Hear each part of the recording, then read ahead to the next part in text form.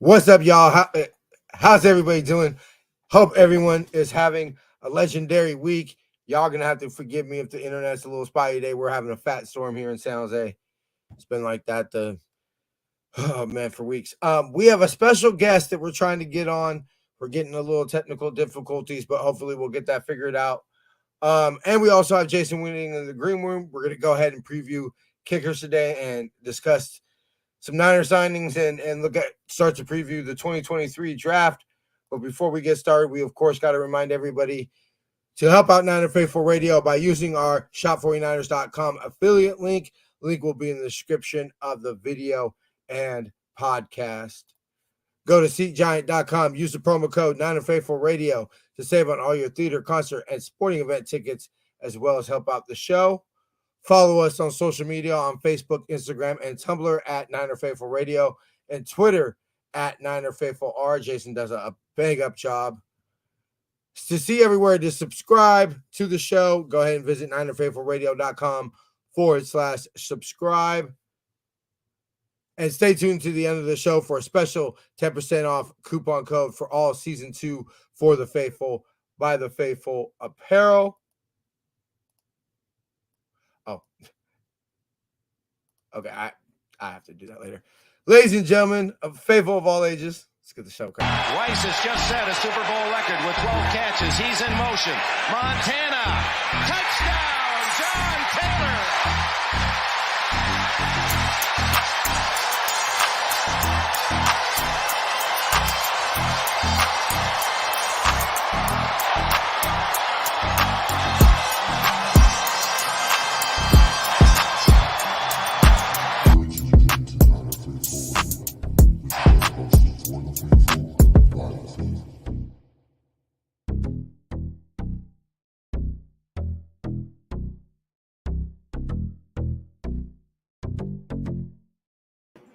What's cracking, Jason? How you doing, bro?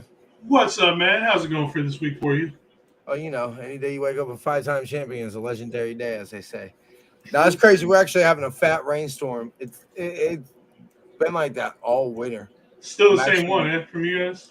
Yeah, well, I mean, it actually was kind of shitty. We got a break on what day was it? We got a break Friday or Saturday or Friday and Saturday, and then it started raining again on my birthday on Sunday. So I was like, oh, that's kind of fucking shitty. Happy belated birthday, by the way. Yeah, thank you, bro. Thank you, appreciate it.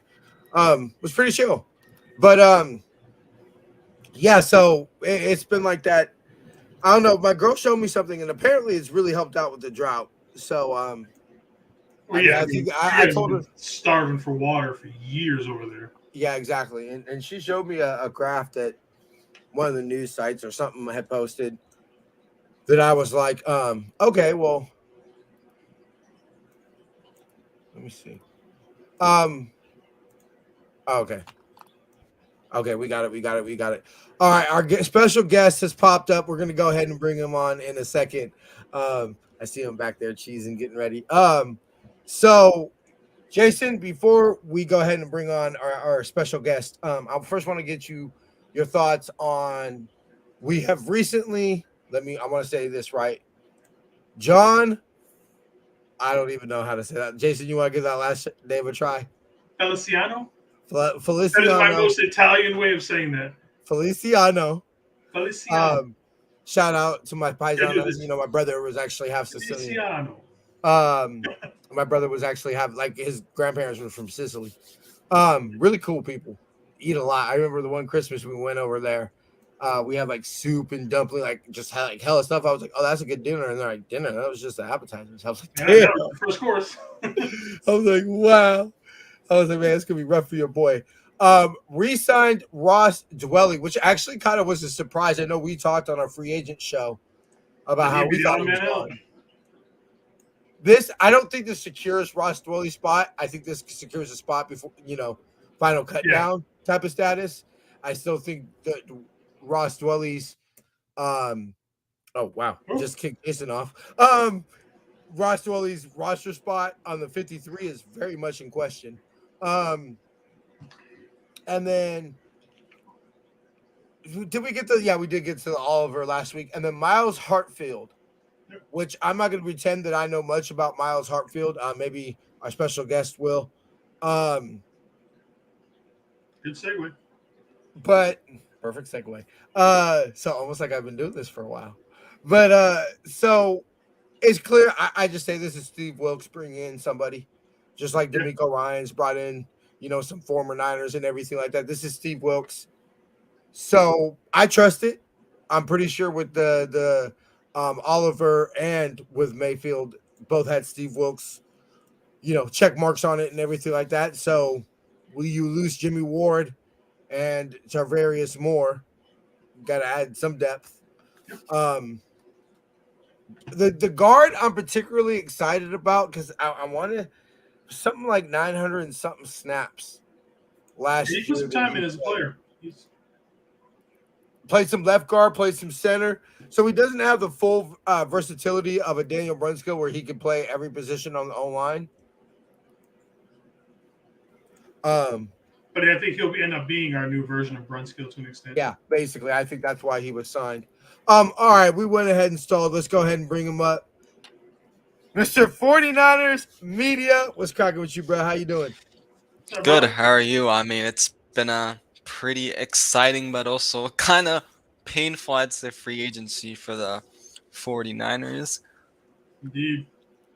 Yeah, no, it's been quite interesting to say the least. Okay, so I asked Jason this last week. I shared my thoughts on it last week as well. Where were you and what were your initial thoughts? You hear the Niners sign Javon Hargrave. So I was, I think, in class, if I remember, and then I just checked my phone for a sec, and I'm like, oh my God. And I like read it, and then I see the 49ers part, and I'm like, there's no way that it actually happened. So I just checked everywhere else, and then I was like, okay, it actually did happen. Like, yeah, I was just surprised. I kind of got the same reaction of when the Niners traded up to the number 3 overall pick. I was like, is this actually real or whatnot? Because there's all those like fake accounts on like Twitter and everything. So who knows if it was real? Let's in be fact, real. it was real. I mean, even get last year that we traded for CMC. Yeah. It's kind of like the Niners don't do that. They trade for Emmanuel Mosley. They trade for D Ford, which was a big move at the time. Emmanuel but they Sanders, don't trade for CMC. They don't sign Javon Hargrave. They don't make moves like Especially they don't big trade money. to number 3 overall. Yeah. And so I'm excited because I think that this, to me, regardless of Javon Hargrave, which I think he will be, but regardless of whether it comes out as a great signing, obviously the CMC trade has already paid huge dividends, and obviously we know that D Ford, John Lynch would not do that trade if he had a redo. It shows me that they're changing their mindset. They're understanding the NFL's trading. I mean, to quote Sean McVay, which is probably the only time I will do this on the show, fuck them picks. And that's kind of the mentality I kind of see us taking now, especially with the foresight. And this is what I love about the Lynchahan era is the foresight to see, hey, we're going to probably lose Jimmy Ward. We're going to use Mike McGlinchey. We already got, what is it, 7 comp picks this year? So we're going to refuel our team with these comp picks to fill out the depth and, add a starter here like that. The foresight and the plan of how they're building this team, regardless of what the results may be the 2023 season, is something I'm excited and I definitely can get behind. Yeah, they're definitely starting to make moves that, I don't want to call them desperate moves, but it's definite moves that they are making for sure to get better instead of waiting on, trading for draft picks and getting people, 2 or 3 years down the line to make us better. This is a move to make us better now, this year and the next couple of years. Sign for now, draft for the future. Love it. Love it. Okay, so transitioning to the draft. So, I mean, right here, I'll tell you the comp. 3rd pick, our first pick, 99 comp pick, 101 comp pick, 102 comp pick, 5th round from Miami, 5th round, 164, 5th round, a comp pick, 173, 216 in the 6th round comp pick, then really honestly, I don't really see us holding on to many of those 7s this year. I don't know how y'all feel about trades or anything like that, but let me get y'all opinions on this first, and then we'll go into the kickers. Jason, and then I'll go to you, media. Biggest need entering the draft? Depth for the most part. Maybe get some young edges, kind of a thing. That's where I think we're going to start drafting more of those guys. Maybe even a tight end. I keep hearing tight ends over and over, and this is a good draft for tight ends. So maybe we can not necessarily the heir apparent to Kittle, but why not Dwelly? Something along those lines, and possibly a kicker, depending on what goes on with the whole Robbie Gould contract situation. That we're signing him, we're not signing him, blah blah blah. So I mean, again, another deep, good class when it comes to kickers. So that could be an option that we can go to too. And with me talking about trading up, we've got more than enough picks to move up, maybe into like the mid to late 2nd round. I don't think, unless we're giving up players to move up in the 1st round, but I don't see us doing that right now. You're not deducting media. Your biggest draft need for the team? So I mean, there's definitely multiple needs, but there's one glaring hole, which is the right tackle position. I do not want Colton McKivitz starting there. I do not like that. I do not think he's that good at right tackle. I think he's better at left tackle. We did see him have to replace, come into a few games where, Trent Williams was hurt.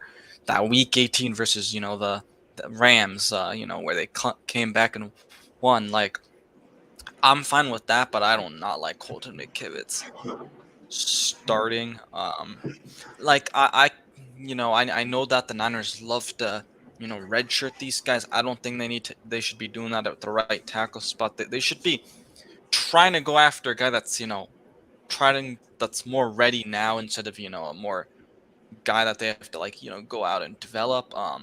And so if they can get someone like that they believe that doesn't really need to be developed as much in the 3rd round, or if they trade up into the 2nd round, which they definitely could because they have the fuel for it. I just don't see the 1st round because, like you said, probably a player would have to be involved, and also I don't really know if the Niners want to go all the way to next year and start giving too many picks away from that next year. So I just don't see that. But I think right tackle, another need is, I think, a safety, just because, doesn't have to be in the 3rd round. Can be like the 5th round pick, just like we did with Hufanga, and have him learn under Hufanga and Gibson, and that way you have you have Hufanga and whoever that rookie is, playing then the following season. So I mean, even to push Huff. Look, I love Huff. I mean, anybody, I'm throwing up the tees on Sunday just as much as anybody else, and everything. I've been a huge fan of Huff since that game in Green Bay. And I said he's a playmaker. And I said, I don't know exactly what his position was going to be his rookie year. I said, but he's somebody definitely I want to see around the football, because you could argue about his coverage. You could argue, but the man plays on instincts, and the man plays with his hair on fire. And generally men like that, especially if you, at the time, had the veteran presence of a Jimmy Ward and a Tashawn Gibson that could allow Huff to just be a missile and go find the football and hit people. I'm all for that. I agree with you. I would, if I had one question to ask Linchan right now, that would be my main question. And so what's your solution at right? What's your answer at right tackle? Love Colton, as a backup and everything like that. Depth. I mean, they always say you need about good 6, 7, 8 linemen, on a football team. I mean, let's be real. I don't think Trent's played every game since he became a Niner. I know 2020 it was because of that fluke COVID shit. When they thought that somebody had COVID and they ended up not, but the rules were the rules, so he couldn't play. But Trent Williams has missed games due to health in both 21 and 2022. So you can't just pencil in Trent Williams as a 17-game starter, in my opinion, which is fine. The 16, 15, 14, 13 he'll play will be amazing. Hall of Fame level left tackle play, but, you have to assume. And now at right tackle, you can't assume Mike McGlinchey, who, whatever you want about his faults, I felt pretty confident penning in Mike McGlinchey's name in the starting lineup. So to me, you have to come out with some type of plan at right tackle, safety depth. I know that you're going to say there's some free agent signings and everything like that, and we know we're going to draft some D linemen. Now, I'll go ahead and start and not bury the lead. Question real quick. When you guys were talking about tackles, one that I was kind of interested in is what if they kick Buford out to tackle and then move Feliciano back in the middle? Has me intrigued. I'm not sure. I like the idea of Feliciano at guard. I do like that one. I'm not sold on Buford moving out to tackle. That's where I'm like, I'm not sold as played a rookie year and started well and everything like that, but my big name, the name I'm curious is if they tell me, and I think what they might say is they might look at Jalen Moore. I'm curious to see. I know it didn't look pretty when he first came in with Trent against Denver. Hell, I was there. I was there in that game in Denver. It did not look pretty, but I want to have faith in the development, and I know we've drafted late round development. I don't think they're going to move Buford to tackle. Hell, I wouldn't even put Buford's name in pen. Honestly, Filiucci, Poe, somebody I believe can come in and beat out Burford for the starting right guard. I do believe that. I don't believe his name is in pen. I believe probably the only three names I would put in pen on the O line right now is Brendel, obviously Trent Williams, and Aaron Banks. Aaron Banks is going to be the starter because he played well last year, and I would hope nobody would come out and beat your second round pick. I don't really like Burford at tackle either because, like, the thing is, I get that he played in college, the right tackle spot, but obviously he's going to have to get to the NFL level, and it's just, I feel like with the young guys, you don't want to, like, move them around too much because then it can kind of hurt their developmental stand, so I just think that Burford's better inside. Obviously, I'm okay if they are having a competition still there, but I don't think Burford should be moving outside of that right clips I was able to watch, like in between stuff at work and everything. I just liked the way Feliciano was able to move. Yeah, no, he moved nice. He moved really good. I'm like, maybe. He looked. Like I said, nice. It's not a great idea, but it's somebody. If we're going to utilize him, the best five, maybe that's an option that we go with. Okay, I can see that, which might be a little bit of a problem, but I mean, let's be real. If you said under the Linchenhan era, the right side has always been weaker than the left side. Left side's been solid when you talk about you had Joe Staley and Laken Tomlinson, then you had Trent Williams and Laken Tomlinson, and then last year I thought Aaron Banks played fine. Yeah, I was pleasantly surprised. I remember us being concerned. I believe both of us last year said the O line was our biggest worry, and they ended up being fine. I mean, even the hit that ended our season, i.e., the NFC Championship game, wasn't like it was the O line that blew that block. Yeah, it was Tyler Kroft. Yeah, it was Tyler Kroft. So, to me, Jason, I know you and I have talked about media. What are you? Are you sign Robbie Gould? You can't, for lack of a better word, you can't fuck around with 29 out of 29 in the playoffs when literally, where would we have been without any of those field goals against the Cry Girls last year? How many times does Robbie Gould save this team's ass? Let's be real. Or are you it's time to move on, get to the future, and in a deep kicker class, maybe not find somebody that's 29 and 29, but you can find a comparable replacement. The thing is, you're not going to draft a kicker and then not play him because it's not like any other position where, you redshirt a guy like that. So you're not keeping. But the thing is, two kickers on the roster. Yeah. Like, you're not going to put one on the practice squad unless you have an injury or something, right? And so I think with the Robbie Gould, I don't mind bringing him back for another year or two, and then next year's draft maybe you end up drafting a kicker or the year after. But I'm fine either way. Honestly, I'm not too worried about the kicker spot.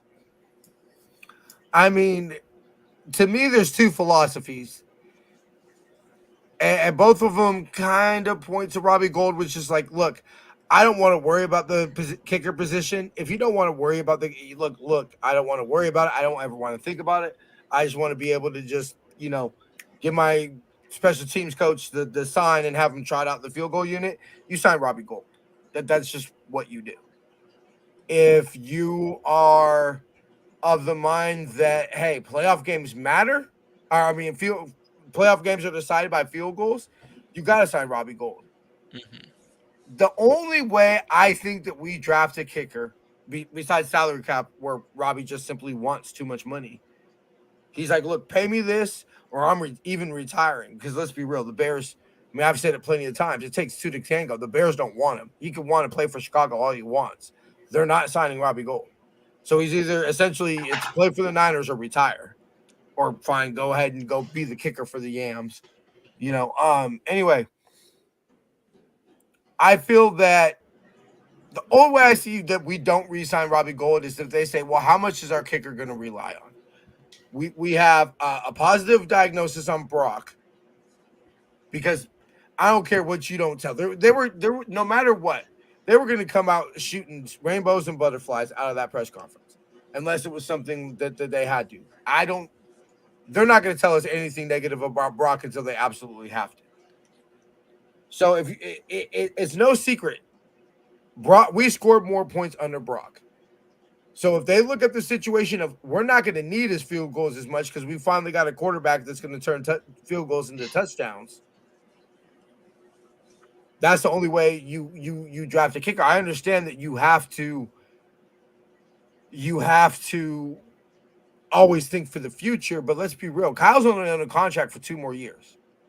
And I don't think it's a coincidence the majority of the big contracts we've signed recently have been through the 2025 season.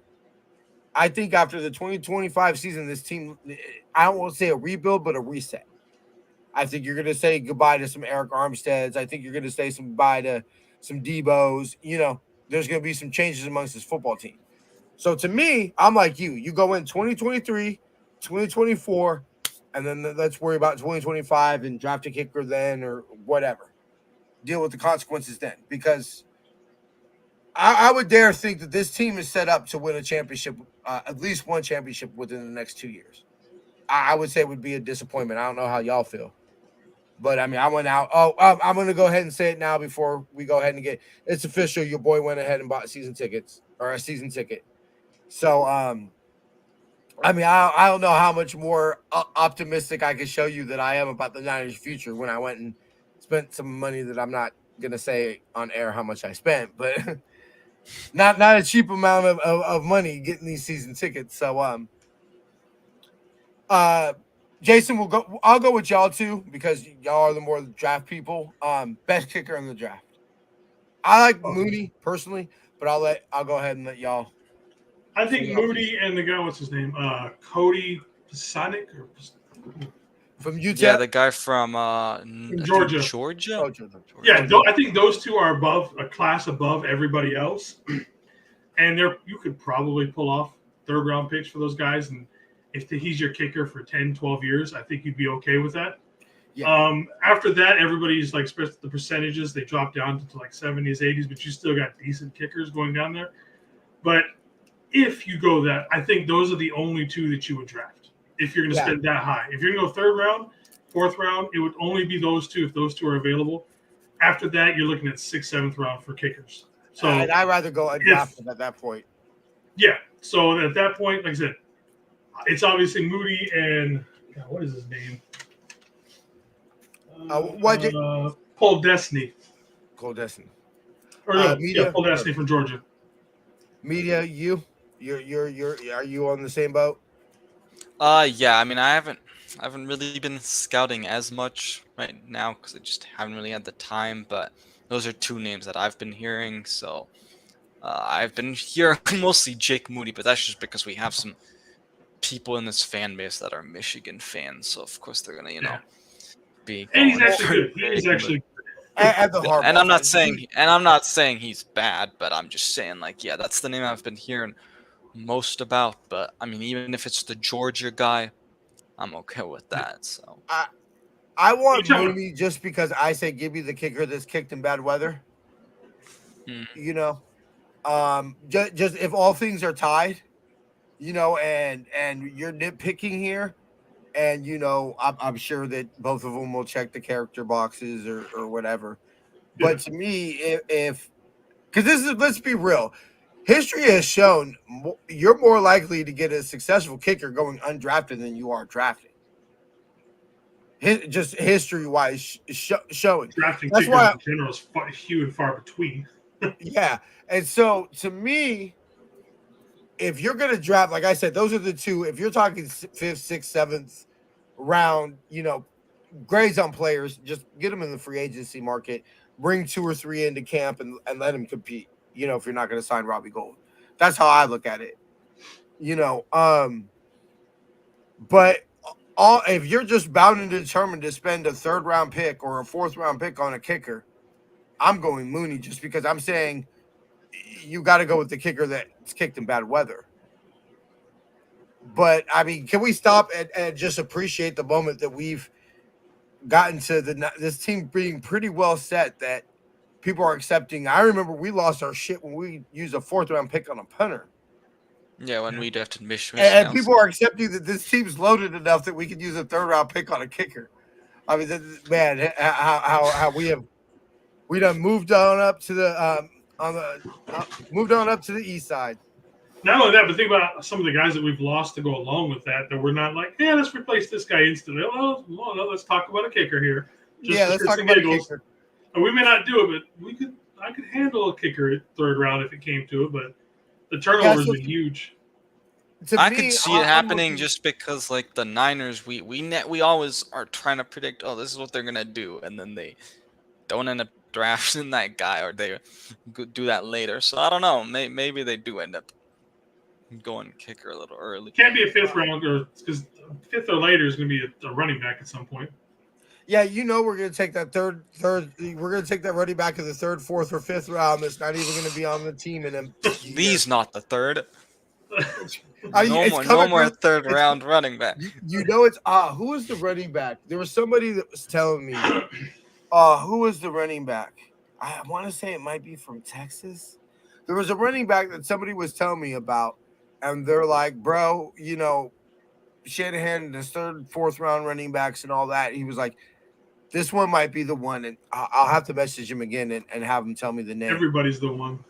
I know one guy, right? but I'm pretty sure he's going in like the 2nd or 1st round, so it might not be the guy that. Even then, do we really need to go through this? Because first of all, then what does that mean for JP Mason? I mean, I'm not JP Mason.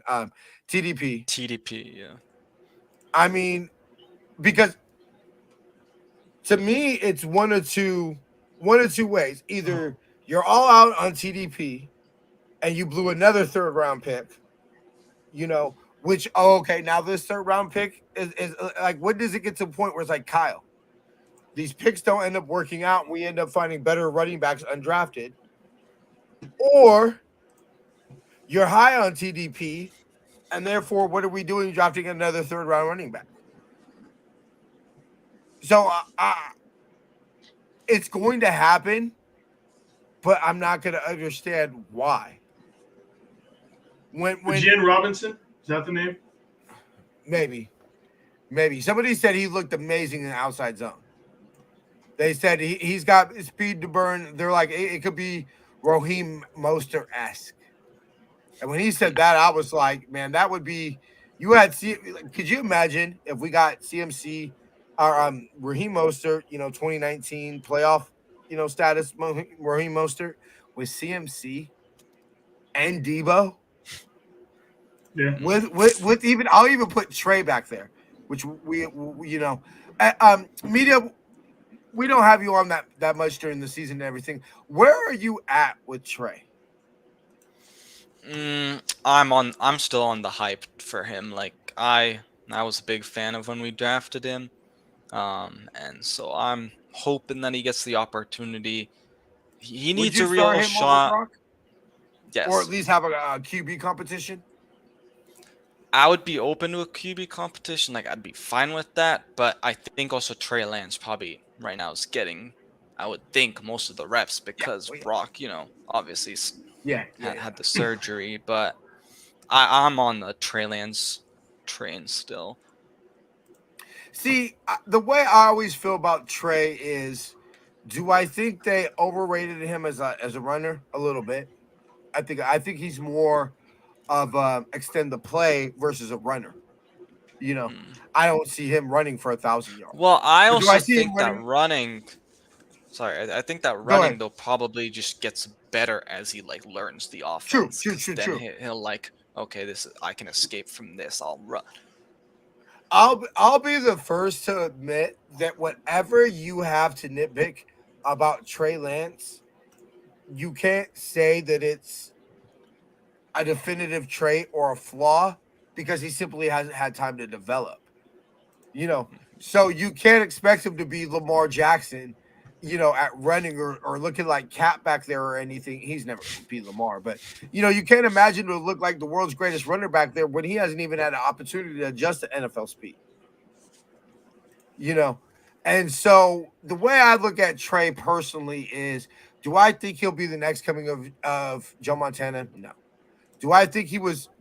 Do I think that in hindsight, without knowledge, direct knowledge of a team taking him before 12, do I think we would have been better off sticking at 12 and drafting him? Yeah. Without knowledge of, the Broncos were going to take him at 9 or whatever. I think they might have had 10 that year. But without a direct knowledge of a team taking him before us, where you just had to trade up to 3,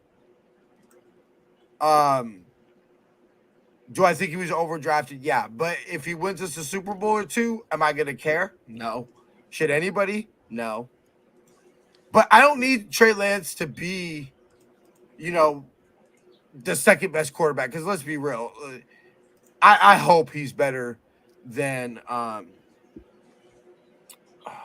why can't I think of his name? The one that went to the Jets. Zach Zach Wilson. Wilson? Zach Wilson. He's probably better than Zach Wilson by now. Now, yeah. So that's what I'm saying. If he's not better than Zach, so I don't need Trey to be the best quarterback in the draft. I'm cool with him being number 2 or number 3.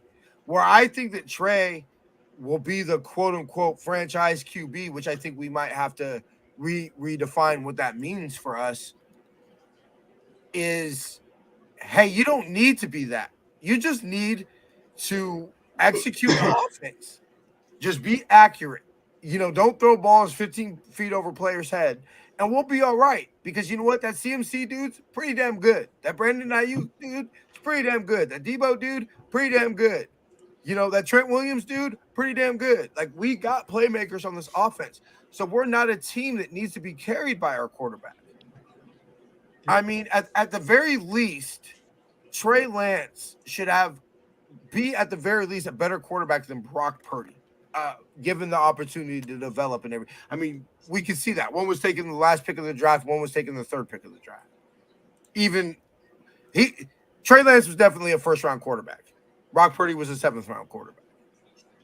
So we saw with just simple execution and things that we know, Trey can escape like Brock. Those escape against the Cry Girls, the touchdown against the Bucks. We can see Trey Lance do those things. I think Trey Lance could be Brock Purdy plus with a better arm. The Trent Sherfield touchdown. We've seen these plays from Trey, so I don't need Trey to be a superstar. Trey Lance doesn't need to be a superstar quarterback to win us the championship, because we have a defense that's that good, we have a play caller that's that damn good, and we have enough offensive playmakers. I just need Trey Lance to develop, learn from his, go through the rookie pains and all that, and get more accurate, and I think he'll be fine.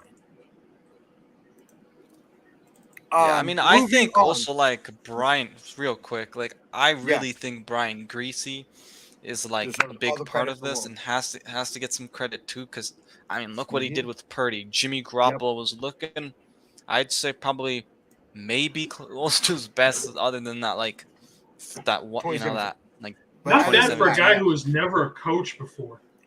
Yeah, and so How I do you think speak into that his I also quarterback that all offseason? yeah, so I think he gives me a belief for also Trey Lance. It's just Trey Lance needs to go out there and do it. That's the biggest Yeah. thing. Besides Javon Hargrave, is the low-key, sneaky best move the Niners have made this offseason was bringing back Brian Greasy? Oh, for sure. Like, that might Yes. low-key be one of the sneaky best. Like, Javon Hargrave is clearly the best, really the best move that the Niners will make this offseason. But low-key, one of the best after, losing D'Amico and all the negative things that have happened, bringing back Brian Greasy, I think is definitely one of the sneaky low-key best things, because enough can't be said about that man. And I think one of the things is he almost fits the quarterback coach mold perfectly. You have the respect because you've played in the NFL level, so players are automatically going to respect you off of that. You didn't have the superstar career, so you had to battle through adversity. Yeah. You had to be a film junkie. Let's be real. Brian Greasy wasn't the most talented. He didn't have an arm like John Elway or anything. So how did Brian Greasy survive in the NFL? Probably by studying a lot of film, watching a Yeah. lot of defense. Almost being like a coach on the field. So yeah, I think that might be the second best move by the Niners. This offense. Media. Before we get up out of here, because we're gonna keep it a little short show today. How do you feel about the Steve Wilkes hire, the offseason so far? Your overall thoughts? So I really like the Steve Wilkes hire just because I think it's gonna help the secondary guys again. They did also bring in one of his guys, which when the Panthers didn't give him the tender, Miles Hartsfield, I even said on Twitter, I would not be surprised if Steve Wilkes makes the Niners, tries to get the John Lynch to sign this guy, and they did. And so, I mean, I think that like obviously Ufanga was great, but there's obviously coverage skills he still needs to work on. Diamador Lenore was great when he came back. Came in for Emmanuel Mosley. Now it seems like obviously Emmanuel Mosley's gone. And then you also have Ambry Thomas, which that's the guy I'm watching the most for because we haven't seen him since that week 17 or sorry, week 18 matchup versus the Rams. So I think that it was a wonderful hire. From the videos that I've seen, the players seem to like him a lot. He's not going to really be able to have to worry, I don't think, too much about the linebackers. They're going to do their thing, defensive line, but I think that secondary is definitely going to be key, and I think goes to another level. In terms of the signings and moves that we've made, I like the offensive line move that we made, yesterday. Just adding depth, a guy who can, play pretty much every position in the interior. Has I think over 900 at center snaps at center.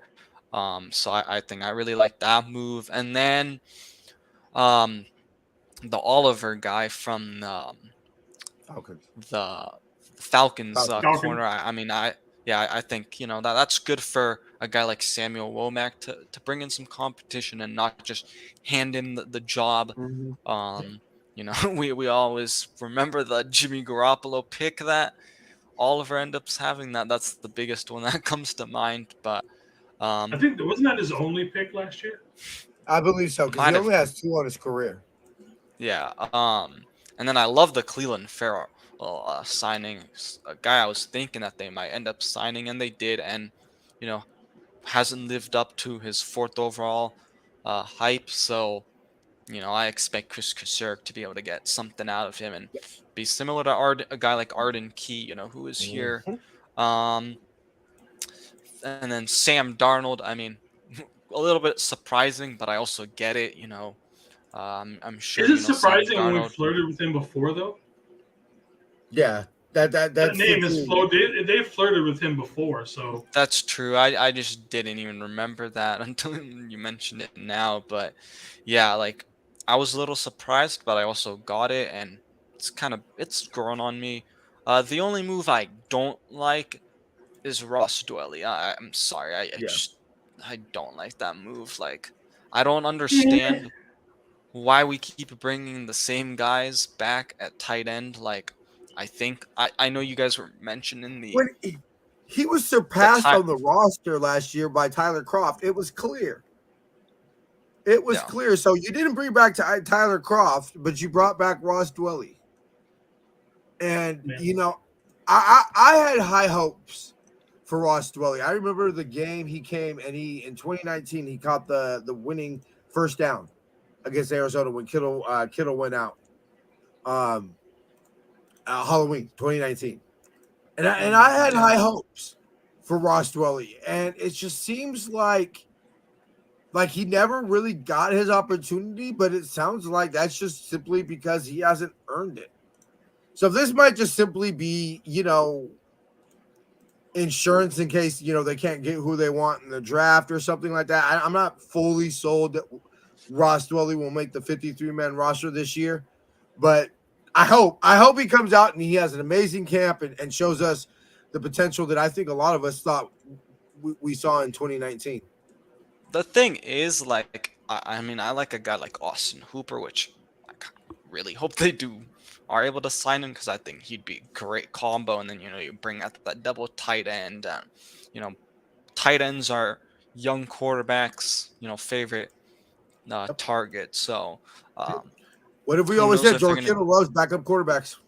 Yeah, I mean, even He feasts. Purdy and Oh, Kittle just had that connection too. So, it's 100% true. And so, I mean, who knows if they're gonna sign Austin Hooper? It's just I'm hoping it happens. We'll see. But That would be a nice my addition. my thing is I don't like Ross Dwelly coming back too, is because it's been multiple seasons where you haven't had a good backup tight end. I'd say it's like I know Kittle has missed a few games, every season, and so when he's out, there's no one to replace him. So that's why I just don't like the Dwelly move.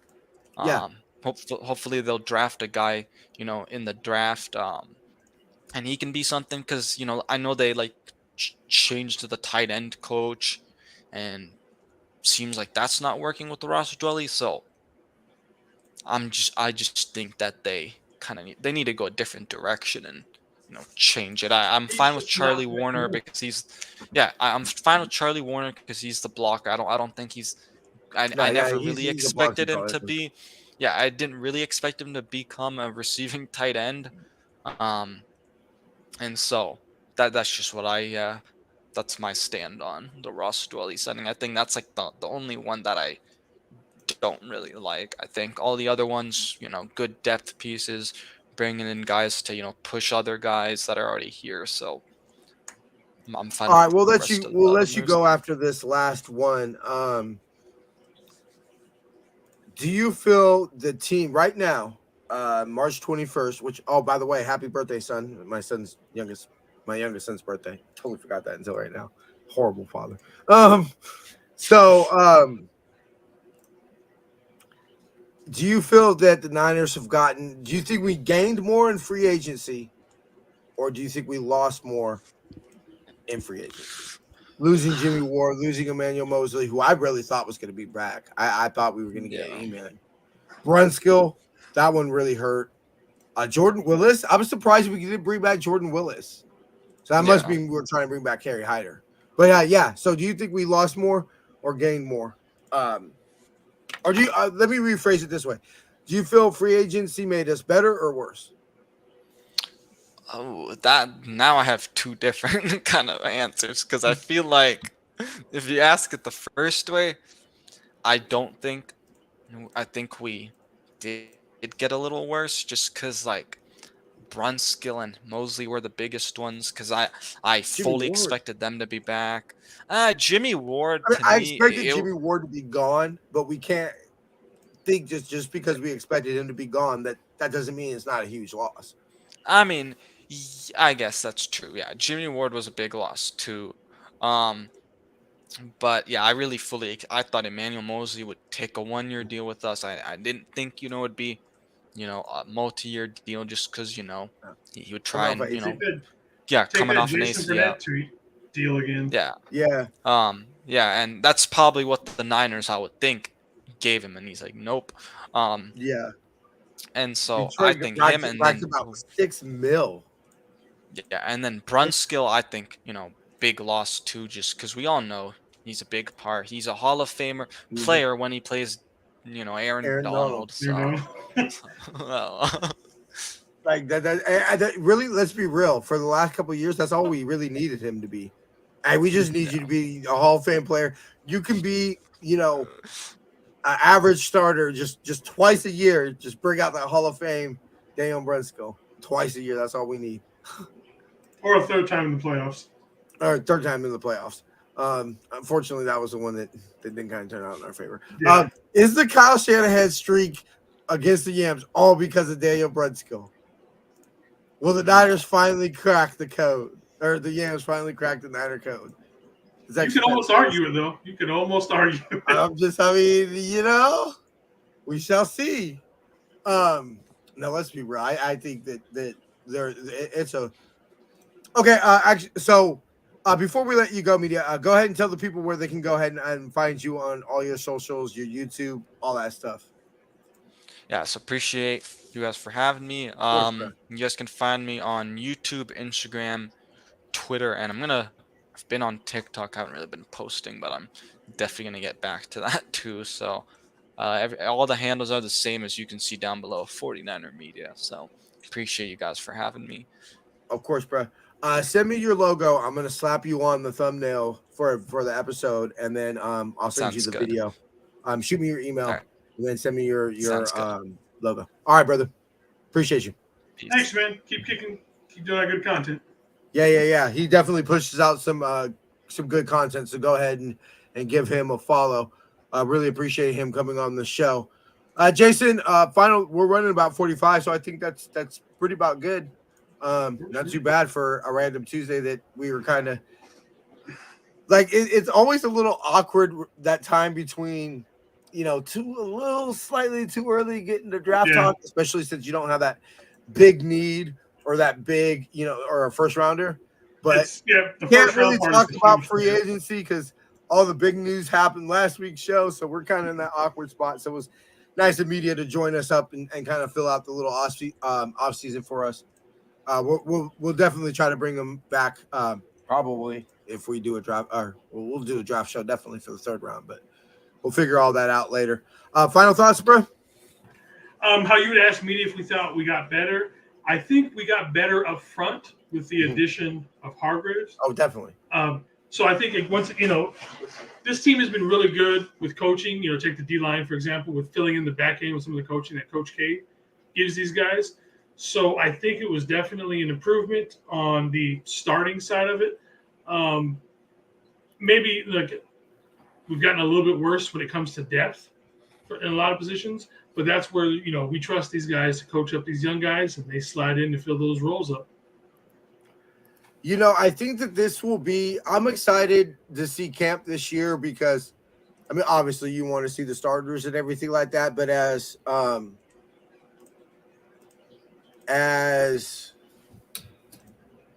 the new season starts,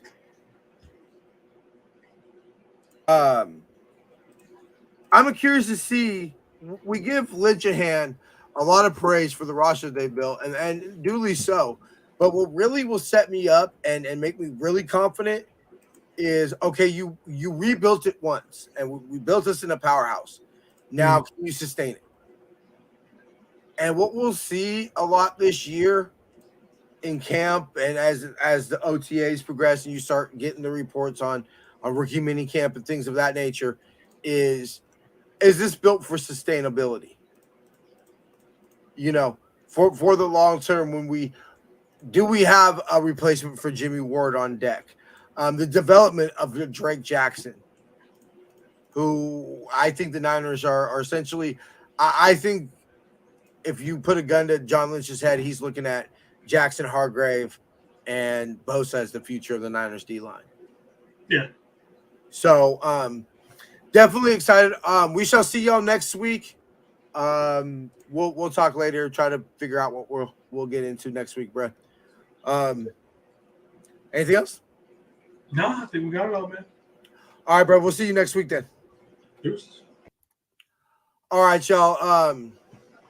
Whoa. Oh shit. Right back. All right, y'all. Thank y'all for tuning into this week's show. Again, thank you for 49er Media for joining us. Make sure you go follow him on YouTube, Facebook, Instagram, Tumblr, Twitter, all that good stuff.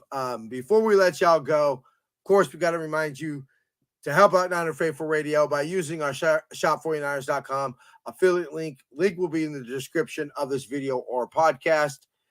Go ahead and go to seatgiant.com. Use the promo code Niner Faithful Radio to save on all your theater, concert, and sporting event tickets, as well as help out the show. Follow us on social media. Jason does a bang-up job on Facebook, Instagram, and Tumblr at Niner Faithful Radio and Twitter at Niner Faithful R. Make sure you can see everywhere to subscribe to the show. Go to ninerfaithfulradio.com/subscribe. And the special coupon code for 10% off of all season 2 For the Faithful by the Faithful apparel is The New Hope. We shall see y'all next week. Till then, faith, love, and happiness. Go Niners. Weiss has just set a Super Bowl record with 12 catches. He's in motion. Montana. Touchdown, John Taylor.